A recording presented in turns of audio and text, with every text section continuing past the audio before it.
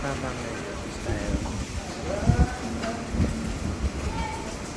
Ayan guys, bibigyan ko kayo na example, cafe and grill. So, ayan, a la carte. Grill yan po, kare-kare. Sinigang na baboy, hipon, 195. Lechon kawali, 250. Ito yung sharing nila, 450. Buffalo wings, 150. Ay yung menu. Mag-hot choca, 50 pesos. Not too bad. Sobrang cheap na yan. Mineral water, 25. Pero yung 1.5 nila, 150. Hindi makatarungan yan. Ito, mango shake like ko in-order. So, 100 pesos lang. Mas mura to kasi sa iba, 120, 110. Minsan may like 80. Yung mga snacks nila. Pepperoni pizza, 350.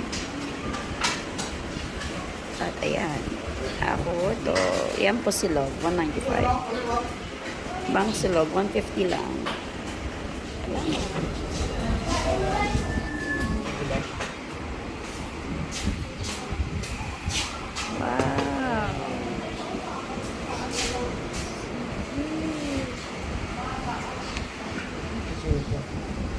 Coffee ka, sir? Coffee ba kayo? Water.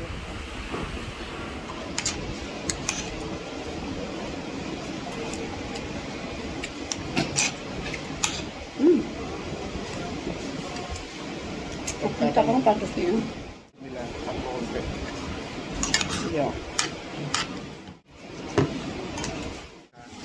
Guys, sobrang sarap ng tapa dito. Grabe. Kaya nagpaluto ulit kami. Ano? Nagluluto ulit niya yung tapa.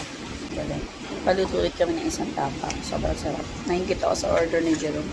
Sabi ko nga, isa pang tapa. Pag-take ko lang, masarap na yan. Yeah.